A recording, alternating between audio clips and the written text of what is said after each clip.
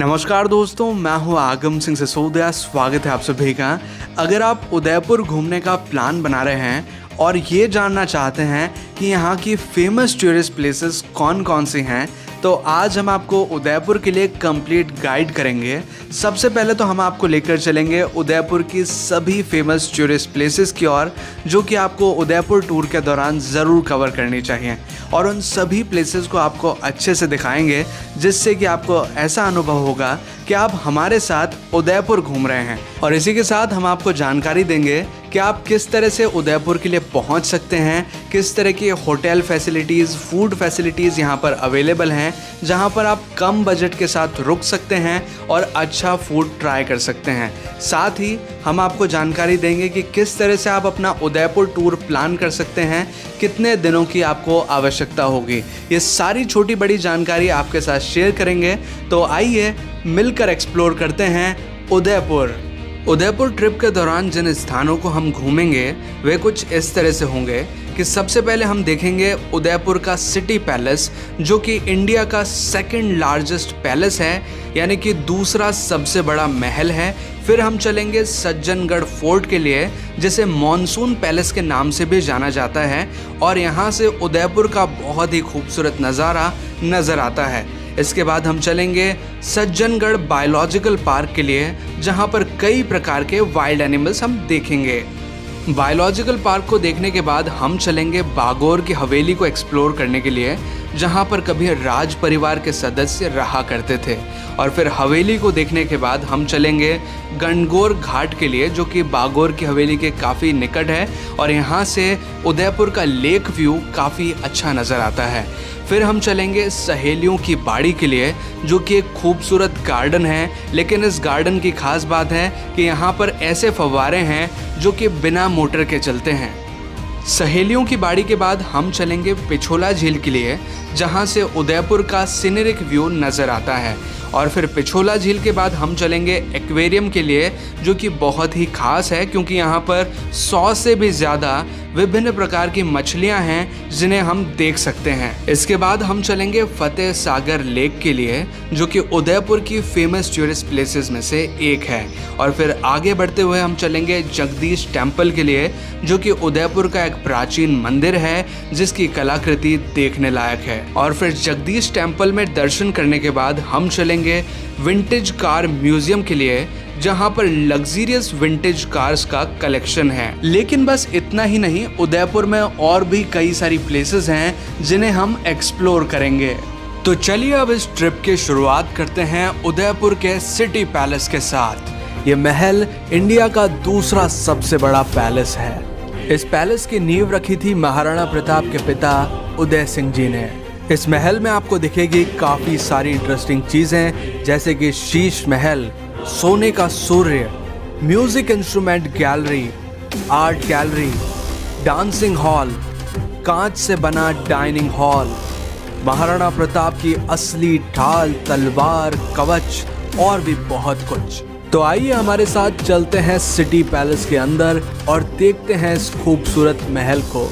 लेकिन आपकी जानकारी के लिए मैं आपको ये बताना चाहूँगा, यहाँ पर एंट्री टिकट का शुल्क है 330 रुपये, यानी कि 330 रुपीज़। और अगर आप अपना पर्सनल व्हीकल भी यहाँ साथ में लेकर आते हैं तो यहाँ पर पेड पार्किंग की सुविधा उपलब्ध है। वैसे आपको एक फ़ायदे की बात मैं बताऊँ, अगर आप स्टूडेंट हैं, अगर आप कोई भी पढ़ाई कर रहे हैं, तो अपनी स्टूडेंट आईडी साथ में लेके आएँ, इसमें काफ़ी डिस्काउंट मिलता है। अगर आप एक नॉर्मल तरीके का टिकट लेंगे जो कि 300 रुपये चार्ज होता है, और अगर एक स्टूडेंट का टिकट लेंगे जो कि ऑरेंज वाला दिख रहा है यहाँ देखिए 100 रुपये का चार्ज है, 3 गुना पैसा कम हो जाता है। मतलब 300 की जगह आपको 100 रुपये ही देना पड़ेगा अगर आप एक स्टूडेंट हैं तो चलिए फिर चलते हैं पैलेस की ओर।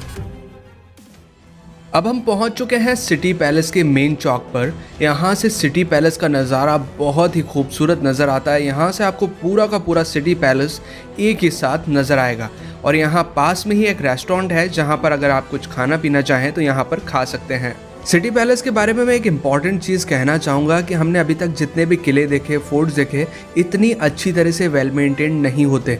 यहाँ का आर्किटेक्चर आप देखिए, यहाँ की बनावट देखिए, बिल्कुल वैसी की वैसी है जैसे कि बनाई गई थी। इसे पूरी तरह वेल मेंटेन करके रखा हुआ है। तो चलिए अब एंट्री करते हैं मुख्य द्वार के अंदर। इस द्वार का नाम है तोरण पोल, काफ़ी बड़ा सा ये दरवाज़ा है। इसकी ओर हम बढ़ते जा रहे हैं। यहाँ से पैलेस का नज़ारा भी काफ़ी खूबसूरत नज़र आ रहा है। तो दोस्तों अब हम जा रहे हैं महाराणा प्रताप के असली ढाल, तलवार, कवच देखने, जो कि उनके ओरिजिनल थे। मतलब जो महाराणा प्रताप के पर्सनल वेपन्स थे वो हम देख रहे हैं यहाँ पर। देखिए सबसे पहले हम देख रहे हैं ये महाराणा प्रताप का कवच है, जो कि हम यहाँ से देख पा रहे हैं। थोड़ा सा पास जाकर देखने की कोशिश करेंगे। देखिए ये है महाराणा प्रताप का असली कवच, जो कि वो धारण किया करते थे। ये देखिए पूरा का पूरा कवच महाराणा प्रताप का ओरिजिनल है। ये देखिए ये है महाराणा प्रताप की असली ढाल और उनकी तलवार। यहाँ देखिए ये है महाराणा प्रताप का भाला, जो कि यहाँ ऊपर की तरफ रखा हुआ है। यहाँ रखे महाराणा प्रताप के इन सभी हथियारों का कवच समेत वजन है 35 kgs, यानी कि 35 किलो। दोस्तों अभी हम देख रहे हैं उदयपुर सिटी पैलेस का डांसिंग हॉल 360 व्यू में। तो पैलेस का हिस्सा आप मेरे पीछे देख पा रहे हैं, ये वो हिस्सा है जहाँ आज भी राजा महाराजा के जो वंशज है वो रहा करते हैं। ये जो हिस्सा है ये पब्लिक नहीं है। उदयपुर के सिटी पैलेस को देखने के बाद अब हम आ चुके हैं सज्जनगढ़ पैलेस के लिए, जिसे मॉनसून पैलेस के नाम से भी जाना जाता है। ये एक हिल टॉप पर बना हुआ है, एक माउंटेन पर बना हुआ एक किला है, जहां से उदयपुर का बहुत ही खूबसूरत नज़ारा नजर आता है। अब यहाँ से आप मेरे पीछे देखिए, सज्जनगढ़ किले का पिछला हिस्सा यहाँ दिखाई दे रहा है। सज्जनगढ़ फोर्ट पीछे से दिखाई दे रहा है। देखिए पूरे के पूरा जो किला है वो वादियों से भरपूर। आप जिस भी एंगल से देखेंगे, अलग अलग दिशाओं में देखेंगे, आपको सिर्फ वादियां ही वादियां नजर आएंगी। दूर दूर तक पहाड़ नजर आएंगे, हरियाली नजर आएंगी। और अगर आप इस किले को विजिट करना चाहते हैं तो मॉनसून का सीजन बहुत अच्छा रहता है। यहाँ पर ठंडाई मिलेगी, बादल मिलेंगे, बहुत सारी चीजें मिलेंगी। और आप यहाँ पर दूर दूर तक देखिए काफी सारे लोग आए हुए हैं, क्योंकि ये जगह एक्चुअल में अच्छी है, अच्छा स्पॉट है, एक हाईएस्ट पीक है उदयपुर का, जहाँ से आपको पूरा का पूरा उदयपुर सिटी दिखाई देता है। काफी सारे लोग हैं मेरे आसपास, आप देख सकते हैं काफी दूर दूर से लोग आते हैं देखने इस जगह को। तो आप अगर कभी उदयपुर आए तो यहाँ जरूर आइएगा। ज्यादा बड़ा पैलेस नहीं है, क्योंकि पहाड़ के ऊपर बनाया गया है, छोटा ही है। राजा महाराजा यहाँ पर, जो महाराजा सज्जन सिंह थे, वो यहाँ पर आया करते थे मॉनसून के सीजन में। यहाँ पर जाने के कुछ शुल्क मैं आपके साथ डिस्कस कर दूं। अगर आप एक पर्सन है, यानी कि मैं सिंगल पर्सन की बात करूं, तो 90 रुपये पर पर्सन के हिसाब से यहाँ चार्ज लगता है। और अगर आपके पास कोई कार वगैरह है, जैसे कि हम अपनी कार लेके आए यहाँ पर, उसी तरह से अगर आपको कार ऊपर तक लेके जानी है तो आपको लगेगा 275 रुपये का चार्ज। तो जितने भी मेंबर है उसके हिसाब से आप कैलकुलेट कर सकते हैं। कार का 275 है और पर कैंडिडेट का 90 रुपीज़ है। उदयपुर के बायोलॉजिकल पार्क में हम आए हैं। ये है उसका मैप। कुछ 2.5-3 किलोमीटर का ये सर्किल है। पूरा राउंड जो है 2.5-3 किलोमीटर का है। ये है चार्जेस जो कि आपको इस बायोलॉजिकल पार्क के देने होते हैं। 37 रुपीज़ पर कैंडिडेट होता है एक नॉर्मल एडल्ट के लिए। तो ये है बायोलॉजिकल पार्क, यानी कि उदयपुर का चिड़ियाघर, जहाँ का जो मेन गेट है वो ये है। ये दूसरा वाला जो गेट है वो है सज्जनगढ़ के किले के लिए जाने के लिए, जो कि माउंटेन पे है, पहाड़ के ऊपर। ये जो दूसरा गेट है ये है बायोलॉजिकल पार्क, यानी कि जू, चिड़ियाघर की तरफ जाने का रास्ता। तो चलिए यहाँ से एंटर करते हैं। उदयपुर के इस बायोलॉजिकल पार्क में कई प्रकार के वाइल्ड एनिमल्स हैं जिन्हें हम देख सकते हैं। और अगर इस बायोलॉजिकल पार्क के ओपनिंग और क्लोजिंग टाइम की बात की जाए तो सुबह 9 बजे ये खुल जाता है और शाम के 5:30 बजे तक ये ओपन रहता है। तो इस टाइम ड्यूरेशन के बीच में आप यहाँ आ सकते हैं।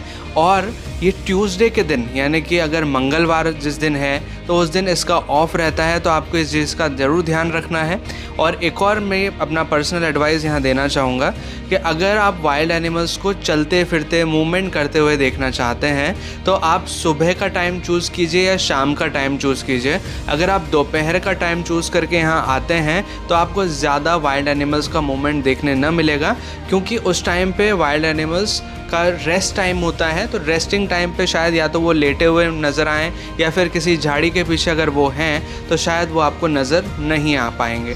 तो इस बात का ध्यान रख के आप बायोलॉजिकल पार्क ज़रूर आइएगा, क्योंकि ये बहुत अच्छी जगह है। यहाँ पर आप वाइल्ड एनिमल के साथ साथ यहाँ आप नेचर को भी एक्सप्लोर कर सकते हैं, क्योंकि ये जिस लोकेशन पर ये बायोलॉजिकल पार्क बनाया गया है ये काफ़ी खूबसूरत लोकेशन है, काफ़ी ग्रीनरी से भरी जगह है। तो आपको यहाँ ज़रूर आना चाहिए। तो अब बायोलॉजिकल पार्क को देखने के बाद हम पहुंच चुके हैं उदयपुर के एक और फेमस टूरिस्ट प्लेस पर, जो कि है बागोर की हवेली। इस हवेली को देखने के लिए जो एंट्री टिकट लगता है वो है 55 रुपीज़ पर पर्सन का। ये प्राइस इन फ्यूचर चेंज भी हो सकते हैं, लेकिन अभी करंट जो प्राइजेज़ हैं वो है 55 रुपीज़ पर पर्सन का। और इस हवेली में 138 रूम्स हैं और इस हवेली को पुराने टाइम पर राज परिवार द्वारा यूज़ किया जाता था रहने के लिए, लेकिन आज ये हवेली म्यूज़ियम के अंदर तब्दील कर दी गई है और इस म्यूज़ियम में काफ़ी सारी इंटरेस्टिंग चीज़ें हैं जो कि हम देख सकते हैं। जो पुरानी राज परिवार के द्वारा यूज़ की जाने वाली चीज़ें थी वो सारी यहाँ पर संग्रह करके रखी गई हैं। डिफरेंट तरह के जो साफ़े बांधे जाते हैं अलग अलग कल्चर के हिसाब से वो यहाँ पर डिस्प्ले किए गए हैं। और इसी के साथ इस म्यूज़ियम में कई सारे वेपन्स यानी कि कई सारे अस्त्र शस्त्र भी संग्रह करके रखे हुए हैं जो कि पुराने समय में युद्ध में उपयोग लिए जाते थे।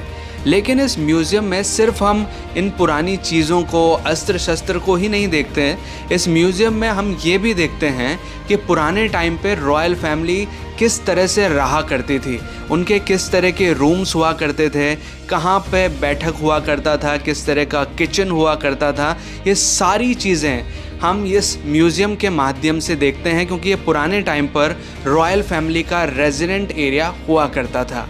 तो उदयपुर टूर के दौरान आप बागोर की हवेली को ज़रूर देखें। ये बहुत अच्छी जगह है जिससे कि आपको रॉयल फैमिली के लाइफस्टाइल, उनके कल्चर के बारे में काफ़ी नॉलेज मिलेगी।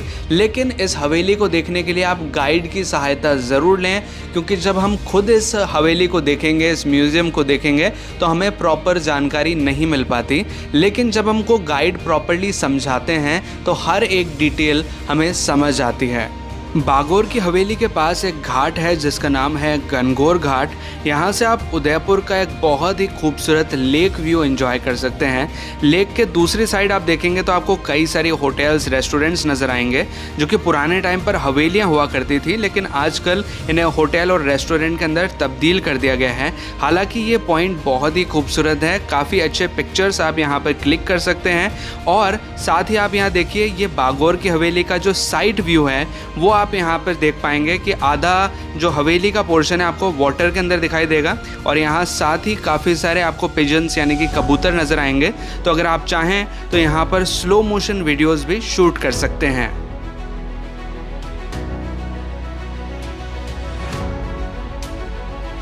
तो अब उदयपुर ट्रिप में आगे बढ़ते हुए हम चल रहे हैं सहेलियों की बाड़ी के लिए।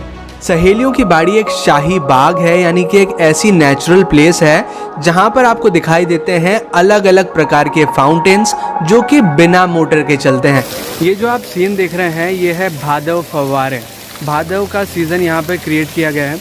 जैसे कि हम इस बाड़ी में घूमते हुए ये जान पाए हैं कि अलग अलग सीजन्स के लिए अलग अलग फव्वारों का अरेंजमेंट किया गया ताकि जो राजा की बेटी थी उनको अलग अलग तरह का जो वातावरण है वो मिल सके। ये है भादव के फव्वारे और ये बहुत सुंदर सा नज़ारा है, पेड़ों से पूरा घिरा हुआ है और ये बीच वाला एक नज़ारा अलग से ही हमें काफ़ी अच्छा लग रहा है। ये देखिए कितना अच्छा सा नज़ारा बनाया गया, पूरा का पूरा हरियाली से भरपूर है। सहेलियों की बाड़ी वाकई में एक बहुत ही अच्छी जगह है जो कि आपको उदयपुर में अगर कभी आप आएँ तो घूमना ज़रूर चाहिए। अंदरूनी शांति आपको यहाँ मिलती है। आज दिखाएंगे अब आपको कमल गार्डन। वैसे क्या है, फतेह सिंह जी के बाद थोड़ा युद्ध भी कम हो गया था ना, तो बाद में राजा साहब भी यहाँ आते थे, उधर राजा बैठते थे। अच्छा। अभी आप भी कुछ आवाज़ कीजिए, ताली बजाओ, थोड़ी सी बजाओ।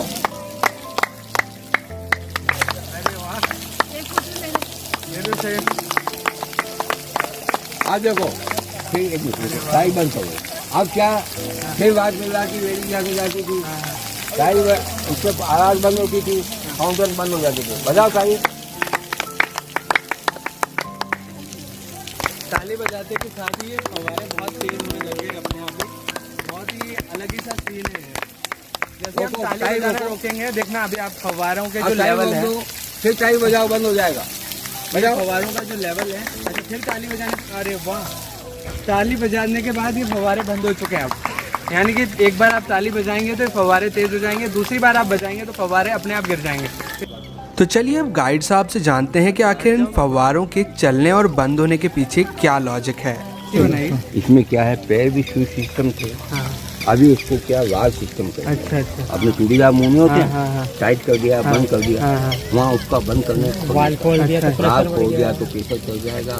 पहले भी ऐसे ही था ना? पहले भी ऐसे ही ये था। भी ऐसे। अच्छा अच्छा। आप इस जगह को देखिए, कितनी सुंदर सी जगह है। पीछे आप मेरे नज़ारा देखिए, इतना सुंदर सा नज़ारा आ रहा है। ऐसा अक्सर गार्डन्स में देखने नहीं मिलता है। ये एक शाही गार्डन कहा जा सकता है एक तरह से। दोस्तों, सहेलियों की बाड़ी में मौजूद इन सभी फाउंटेन, सभी फव्वारों के पीछे एक सिंपल सा लॉजिक है जो कि अभी हमें गाइड साहब बताने वाले हैं, तो आप भी उसे ज़रा ध्यान से सुनिए। राजा ने अपनी बेटी के जिद पे इसका कनेक्शन दिया है फतेह सागर से।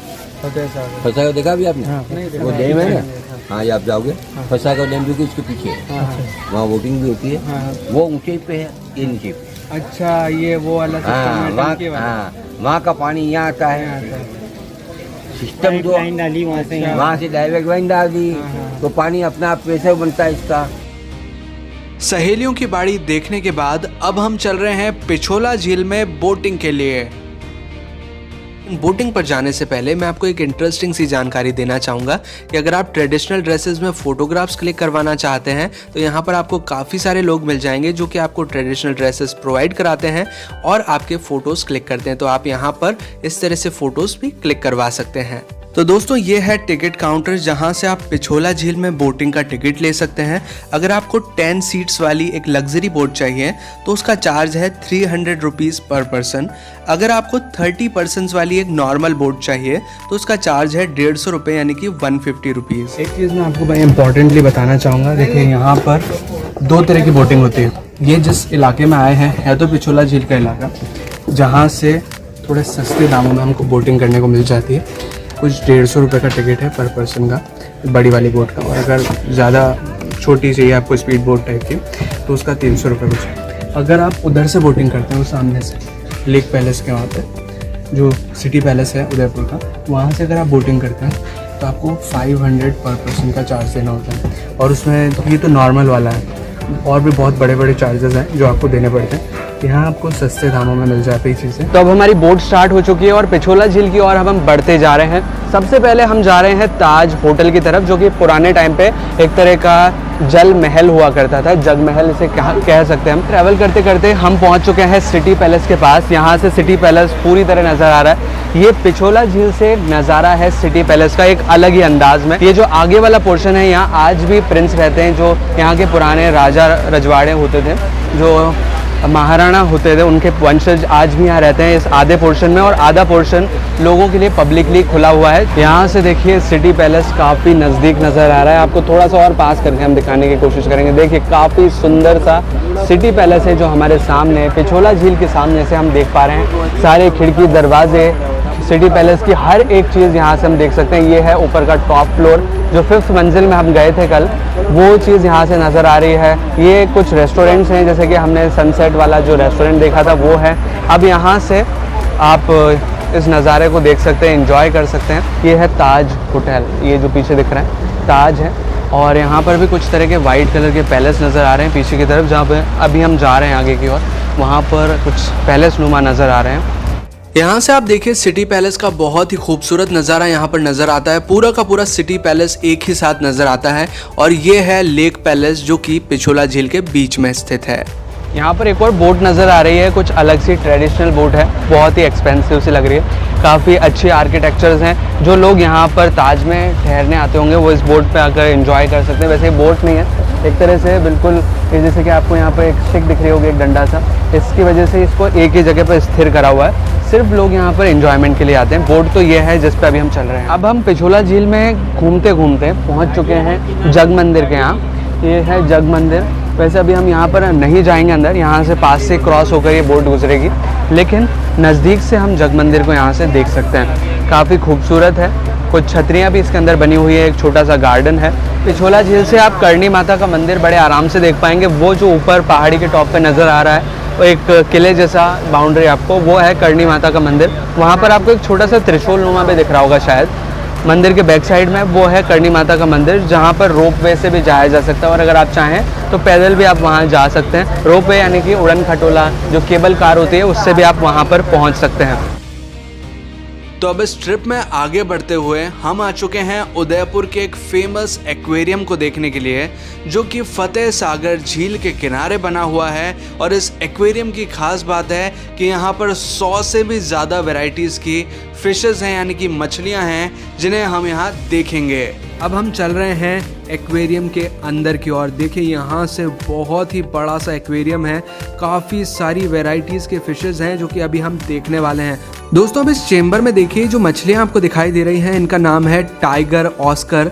इनका नाम इनके बॉडी पैटर्न की वजह से रखा गया है, जो कि टाइगर की स्किन से मिलता जुलता है।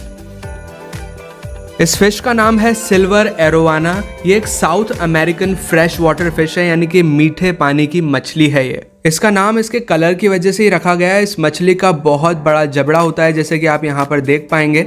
बहुत बड़ा जॉ इसका होता है और इसको एक बड़े टैंक की आवश्यकता होती है सर्वाइवल के लिए। और इसी के साथ यहाँ पर एक कैटफिश भी है। देखिए ये नीचे रही कैटफिश। इसका नाम कैटफिश इसलिए है क्योंकि जो बिल्ली की मूछें होती हैं उसी तरह की मूछें इस फिश की भी होती है, इस वजह से इसका नाम कैटफिश है। इस फिश का नाम है एरिडेसेंट शार्क। ये एक मीठे पानी की मछली है जो कि साउथ ईस्ट एशिया के रिवर्स में पाई जाती है। इसके नाम के बावजूद ये एक शार्क नहीं है। इस मछली का नाम है कॉन्वेक्स चिकलिड। इसे ज़ेब्रा चिकलिड के नाम से भी जाना जाता है, जैसे कि इसका कलर है like zebra, black and white, that's why it is also known as zebra cichlid. ये पाई जाती है मोस्टली इन सेंट्रल अमेरिका।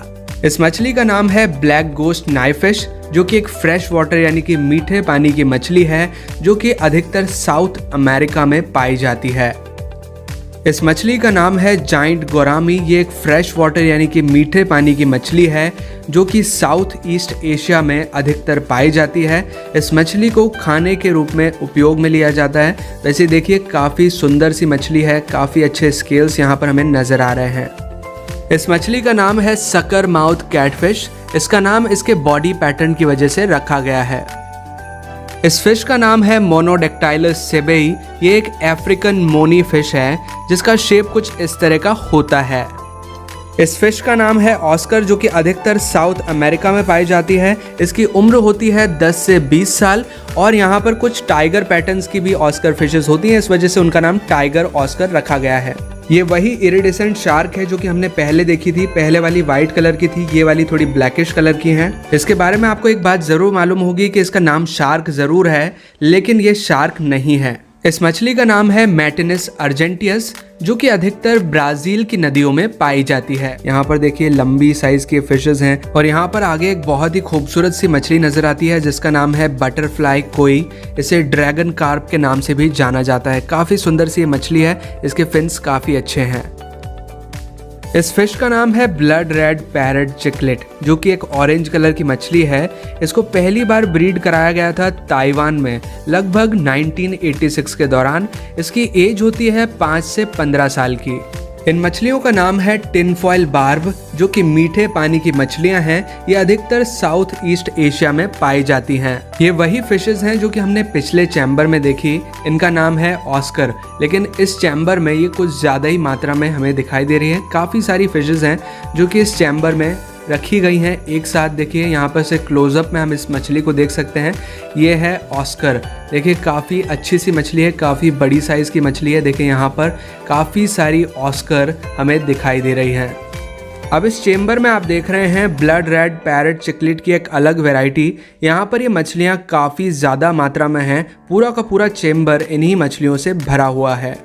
अब इस चेम्बर में आपको डिफरेंट वैरायटीज़ के फिशेस नज़र आएंगी और इस चेम्बर को जब आप एक साथ देखेंगे तो आपको ऐसा लगेगा कि आप अंडर वाटर डाइविंग के लिए गए हैं और वहाँ पर आपको ये मछलियाँ प्रत्यक्ष नज़र आ रही हैं। देखिए इतनी ज़्यादा मात्रा में मछलियाँ हैं कि पूरा का पूरा एक्वेरियम इसी से भरा हुआ है। पूरा का पूरा चैम्बर इन्हीं मछलियों से भरा हुआ है। देखिए दूर दूर तक काफ़ी सारी मात्रा में ये मछलियाँ आपको यहाँ पर दिखाई देंगी। अब इस चेम्बर में आप देख रहे हैं एंजल फिश, जो कि एक फ्रेश वाटर यानी कि मीठे पानी की मछली है। ये अधिकतर पाई जाती है अमेज़न बेसिन में, कोलंबिया या फिर ब्राज़ील में। यहाँ पर आपको डिफरेंट वैरायटीज़ की एंजल फिश नज़र आएंगी डिफरेंट कलर पैटर्न्स के साथ, और ये काफ़ी अच्छी और सुंदर सी मछली है। अब इस चेम्बर में आप देख रहे हैं कैटफिश की एक डिफरेंट वैरायटी जिसका नाम है रेड टेल कैटफिश।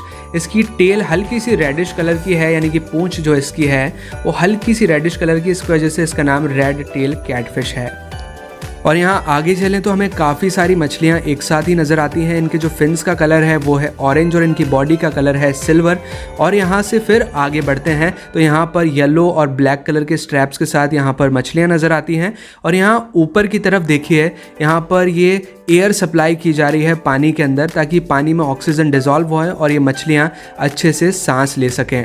अब यहाँ से हमें दो इंटरेस्टिंग फिशेस एक साथ ही नज़र आ रही हैं। जो बड़ी वाली मछली आप देख रहे हैं इसका नाम है ग्रुपर्स, जो कि एक समंदर की मछली है, एक सॉल्ट वाटर फिश है। और यहाँ पर एक स्टार फिश है, बहुत ही सुंदर सा लग रहा है। ये स्टार फिश एक मछली होती है लेकिन ये स्टार शेप की होती है। इसकी एक स्पेशल प्रॉपर्टी होती है, इसकी अगर एक आर्म भी कट जाए, मतलब एक भुजा अगर कट जाए तो वापस से रीजनरेट कर लेती है। ये एक्वेरियम इतना बड़ा है, इतनी बड़ी साइज है इसकी, हम देखते देखते थक गए लेकिन मछलियाँ ख़त्म नहीं हो पाई।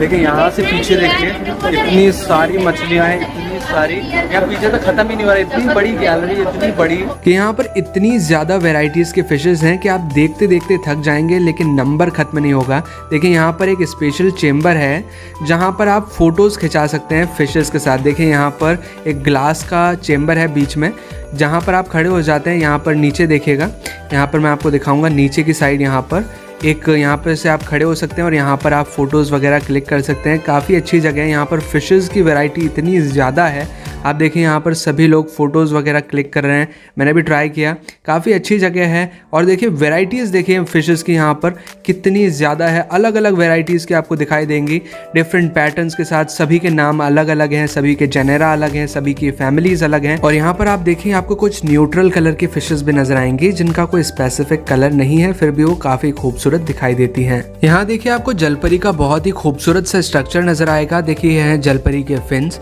यह है पूरी की पूरी बॉडी, और ये पूरा का पूरा आर्किटेक्चर वेस्ट मटेरियल से मिला करके बनाया गया है। यहाँ पर एक वर्चुअल अंडर वाटर एक्सपीरियंस का स्टूडियो है, जहाँ पर आपको VR की मदद से अंडर वाटर एक्सपीरियंस कराया जाता है, लेकिन इसके चार्जेस एक्वेरियम टिकट से अलग हैं। ये एक ऐसा स्पॉट है एक्वेरियम का जहाँ पर आप असली में मछलियों को छू सकते हैं। देखिए यहाँ पर आपको काफ़ी सारे लोग नजर आएंगे जो कि पानी में हाथ डाले हुए हैं। यहाँ पर आप असली में मछलियों को छू सकते हैं। ये है प्रॉन, एक तरह की मछली होती है, झींगा मछली से बोला जाता है, वैसे केकड़े जैसा ये दिखाई दे रहा है। ये है एक प्रॉन यानी कि झींगा मछली। अब इस एक्वेरियम का एक ऐसा पार्ट आ चुका है जहाँ पर आप मछलियों को अपने पैरों पर महसूस कर सकते हैं। जिस तरह की यहाँ पर एक लेडी ने डाला हुआ है अपने पैर, यहाँ पर ये मछलियाँ हैं, ये देखिए पैरों को ही मछलियाँ छूते हुए एक अलग ही एहसास आपको दे सकती है। एक और मछली हमारे सामने आती है जो कि बहुत बड़ी है, इसका नाम है एलिगेटर गारफिश। बहुत, जैसे कि एलिगेटर का जैसा जबड़ा होता है ना, बहुत भारी सा, इसके अंदर बहुत नुकीले दांत होते हैं, उस तरह का इनका जबड़ा होता है। बहुत बड़ी सी मछली है, बड़ा साइज है इनका। एक जैसे कि आपको एलिगेटर की तरह, कोई मगरमच्छ की तरह मछलियाँ दिखाई देती हो, कोई घड़ियाल की तरह, तो इनकी पतली सी चोंच है और मगरमच्छ जैसा इनका जबड़ा है। यहाँ एक्वेरियम के अंदर ऊपर की तरफ जब एक्वेरियम खत्म हो जाता है तो एक रेस्टोरेंट है जो कि आपको एक अलग ही फीलिंग देगा। यहाँ पर मछलियाँ ही मछलियाँ हैं, जो ये टेबल्स दिख रहे हैं ये मछलियाँ हैं सारी की सारी, इनके ऊपर बैठकर आप खाना खाते हैं, अलग ही एक्सपीरियंस है। मतलब एक तरह का जो मछलियों वाला थीम है वो यहाँ पर क्रिएट किया गया है। इस एक्वेरियम को देखने के लिए 140 रुपये पर व्यक्ति का चार्ज लगता है। हालांकि ये चार्ज इन फ्यूचर वेरी कर सकता है। अगर टाइमिंग की बात करें तो सुबह 8 बजे ये एक्वेरियम ओपन हो जाता है और रात की 11 बजे तक ये ओपन रहता है। लेकिन सीज़न वाइज कई बार ये टाइमिंग चेंज हो सकते हैं, थोड़े बहुत ऊपर नीचे हो सकते हैं, तो इस चीज़ का आप ज़रूर ख्याल रखें। उदयपुर के एक ऐसे स्पॉट पर हम खड़े हुए हैं जिसका नाम है फतेह सागर झील। फतेह सागर लेक के नाम से इसे जाना जाता है। एक बहुत अच्छी नेचुरल जगह है। उदयपुर जैसे कि आपको जानते होंगे एक नेचुरल जगह है, इसकी नेचुरल ब्यूटी, इसके लेक्स की वजह से ये जाना जाता है, झीलों की नगरी उदयपुर। तो दोस्तों अब हम करने जा रहे हैं फतेह सागर झील में बोटिंग यहाँ पर दो तरह की होती है, एक तो स्लो बोट और एक स्पीड बोट। जो स्लो बोट होती है उसका चार्ज है 220 रुपये और जो स्पीड बोट है उसका चार्ज है 230 रुपये। लेकिन यहाँ पर थोड़ा सा टाइमिंग डिफरेंस है। जो स्पीड बोट है वो 2 से 3 मिनट में ही आपको पूरा का पूरा फतेह सागर झील घुमाती है, जबकि जो स्लो बोट है वो आधा घंटे तक आपको फतेह सागर झील घुमाती हैं। तो हम यहाँ पर स्लो बोट को चूज़ कर रहे हैं और जा रहे हैं बोटिंग के लिए। देखिए हम किनारे से काफ़ी दूर आ चुके हैं, देखिए बहुत दूर छूट चुका है किनारा। अब हम पहुँचने वाले हैं फतेह सागर झील की दूसरी साइड में। देखिए पीछे मेरे दूसरी साइड नज़र आ रही होगी, वो दूसरी पहाड़ी है और इधर की तरफ आप देखेंगे तो एक दूसरी पहाड़ी है। फतेह सागर झील में बोटिंग करने के बाद अब हम आ चुके हैं उदयपुर के एक प्रसिद्ध मंदिर को देखने के लिए, जो कि है जगदीश मंदिर। इस मंदिर का निर्माण करवाया था मेवाड़ के महाराणा श्री जगत सिंह जी प्रथम ने। इसके निर्माण में 25 वर्ष का समय लगा और मंदिर सन 1652 में पूर्ण रूप से निर्मित हुआ। देखिए, इस मंदिर के पीछे एक इंटरेस्टिंग सी कहानी है जो मैं आपको अभी सुनाना चाहूंगा। प्रचलित किंवदंती के अनुसार महाराणा जगत सिंह को एक साधु के चमत्कार से जगन्नाथपुरी में भगवान श्री जगदीश के स्वप्न दर्शन का वरदान प्राप्त था। एक दिन नियम भंग होने से मंदिर के कपाट बंद हो गए। तब महाराणा ने अन्न जल त्याग दिया और प्रभु भक्ति में लीन हो गए। इस पर प्रभु ने उन्हें दर्शन दिए और कहा, तुम अपने देश में ही मंदिर बनवाओ और वहां मैं आ जाऊंगा। मीरा को दिए वचन के अनुसार भी मुझे मेवाड़ आना ही है।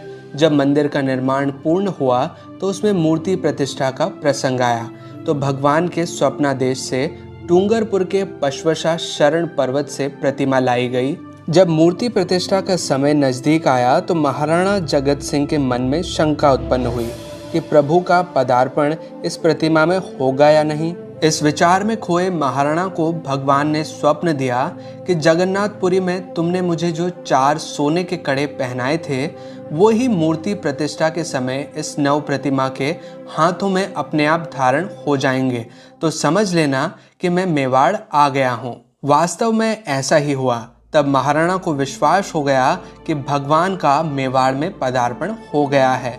सन 1736 में मुगल बादशाह औरंगजेब की सेना ने इस ऐतिहासिक मंदिर पर हमला कर इस मंदिर के अग्रभाग को बुरी तरह से ध्वस्त कर दिया। उस वक्त मंदिर की रक्षा के लिए नियुक्त श्री नारूजी बारहट अपने 20 साथियों के साथ बहादुरी से लड़े और काम आए। सन 1780 महाराणा संग्राम सिंह द्वितीय ने 9 लाख रुपए की लागत से इस मंदिर का जीर्णोद्धार करवाया। तो ये थी मंदिर की प्राचीन कथा। अब हम देखते हैं मंदिर के बहुत ही खूबसूरत आर्किटेक्चर्स को। जो शिल्पकारी यहाँ नज़र आती है वो बहुत ही सुंदर है, बहुत ही अच्छी है। और शिल्पकारी देखने के बाद हम चलेंगे मंदिर के अंदर और करेंगे भगवान के दर्शन। अब यहाँ से आप मंदिर के बाहरी स्वरूप को देखिए, कितनी बारीकी से और कितनी खूबसूरती से इसे तराशा गया है। आपको हर कोने में कुछ ना कुछ नज़र आएगा। यहाँ पर जो शिल्पकारी है मोस्टली देवी देवताओं की है। यहाँ पर देवी देवता यहाँ मंदिर के बाहरी स्वरूप में स्थापित हैं। ये देखिए, हर एक कोना, हर एक एंगल, यहाँ से हम देखेंगे अलग अलग शिल्पकारी का जो वर्क है यहाँ पर आपको नजर आएगा। और यहाँ ऊपर आप ये स्तंभ देखिए, ये प्योर गोल्ड के बने हुए हैं जिन पर मंदिर का ध्वजारोहण किया जाता है। और आप मंदिर के किसी भी कोने में देखें, यहाँ पर आपको कोई भी जगह बिना कारीगरी के नज़र नहीं आएगी। हर एक कोने में आपको किसी न किसी तरह की कारीगरी नज़र आएगी। यहाँ पर आप देखिए, हर एक कोना आपको शिल्पकारी की एक अलग ही मिसाल के साथ नज़र आएगा। हर जगह आपको देवी देवता, अलग अलग तरह के हाथी, घोड़े, यहाँ पर सैनिक, सिपाही और भी कई सारी चीज़ें आपको नज़र आएंगी। जैसे कि यहाँ पर वाद्य यंत्र बजाते कुछ लोग नज़र आएंगे। कई चीज़ें हैं जो कि आपको इस मंदिर के दीवारों पर नज़र आएंगी। अब हम एंटर करने जा रहे हैं जगदीश मंदिर के मुख्य परिसर के अंदर, जहां पर भगवान की मूर्ति स्थापित है। इस मंदिर का इतिहास आपको इस लेख में नज़र आएगा। यहाँ पर मंदिर का टाइमिंग दिया हुआ है प्रातः 5 बजे से 2:30 बजे तक और शाम को 4 बजे से 10:30 बजे तक। और शीतकालीन ठंड की ऋतु में सुबह 5:30 से 2:30 बजे तक और शाम 4 बजे से 10 बजे तक। ये सारे इंग्लिश और हिंदी में लिखे हुए हैं। तो अब हम पहुंच चुके हैं मंदिर के अंदर। ये है भगवान जगदीश की प्रतिमा जिनके हम दर्शन कर सकते हैं।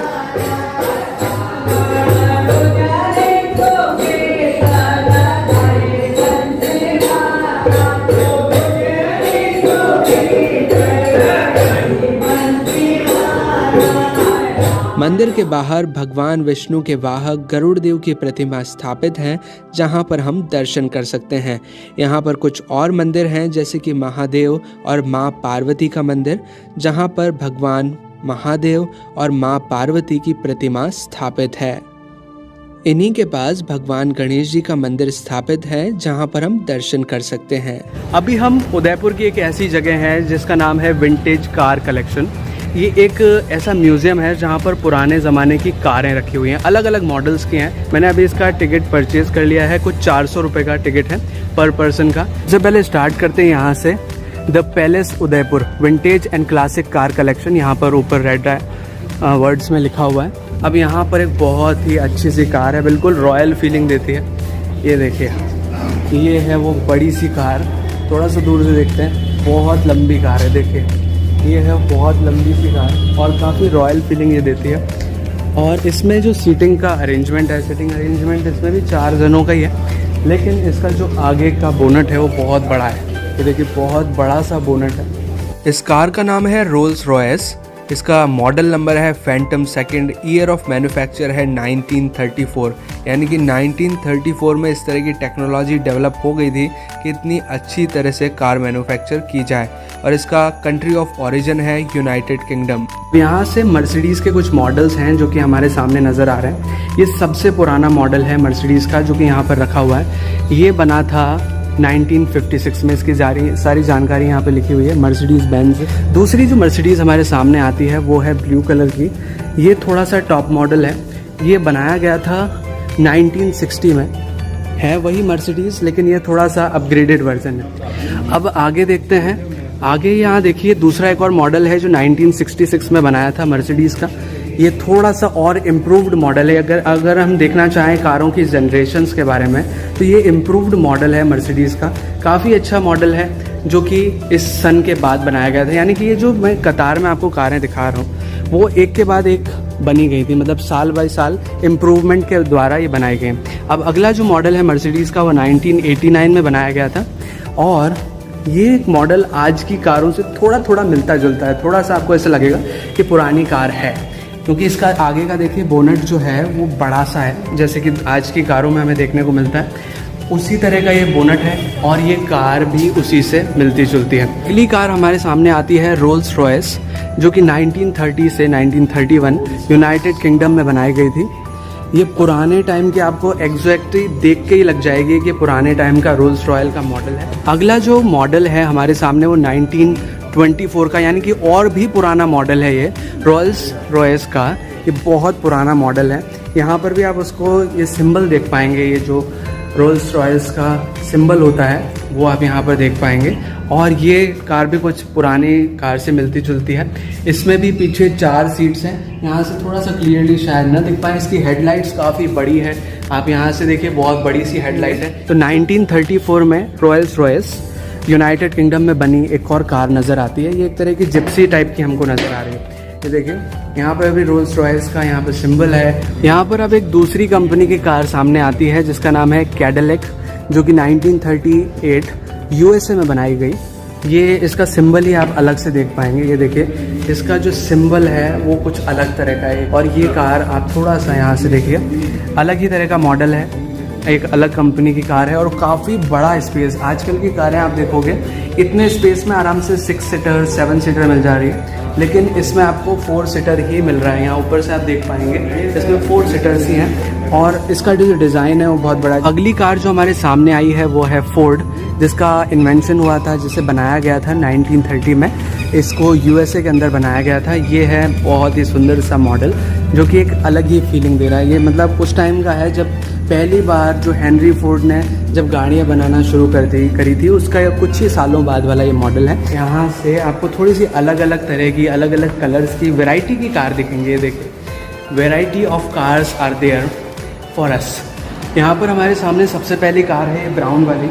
ये कार थोड़ी सी छोटी साइज़ की है, देखिए ज़्यादा बड़ा नहीं है साइज़। इसके पीछे भी ज़रा सा है, ज़्यादा नहीं है, छोटा सा साइज़ है इसका। और इसमें 4 सीटर की सीट्स हैं और इसके आगे सिंबल लगाया हुआ है यहाँ पर, जैसे कि हर कार में लगाया हुआ होता है, इस तरह का सिंबल लगाया हुआ है। और ये है MG की कार जो कि बहुत ही सुंदर लग रही है। जैसे कि आपने MG की कारें आज भी देखी होंगी, ये पुराने ज़माने की MG की कार है, लेकिन कलर तब का भी बहुत ब्राइट है, बहुत अच्छा सा कलर है।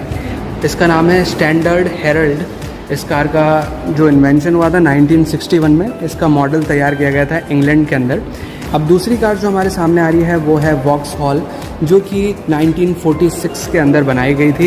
ये काफ़ी सुंदर सी कार लग रही है। इसका जो सिंबल है वो इस तरह का होता है। एक दूसरा मॉडल है कार का जो कि काफ़ी अच्छा लग रहा है। इसका सिंबल कुछ इस तरह का है, ये देखिए सिंबल है और ये इसका कुछ इस तरह का है। यहाँ पर आपको ये बोर्ड्स मिल जाएंगे जहाँ पर सब कुछ लिखा हुआ है, डिटेल्स वगैरह। और इस तरह से ये बग्गी हुआ करती थी जिसके आगे 2 घोड़े बंधे होते थे और ये इस तरह से चला करती थी। यहाँ लोग बैठा करते थे यहाँ पर।